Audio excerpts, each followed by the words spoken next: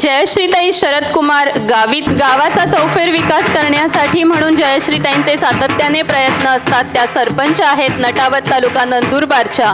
तसंच नंदुरबार जिल्ह्याची ही राजधानी असं म्हटलं जातं. गुणवत्तापूर्ण विकासाच्या कामांसाठी सातत्याने लढणाऱ्या राजेश्री शरदकुमार गावित, अर्चनाताई शरदकुमार गावित यांना सुद्धा आमंत्रित करणार आहोत.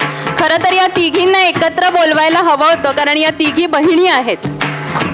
जयश्रीताई, अर्चनाताई आणि राजश्रीताई.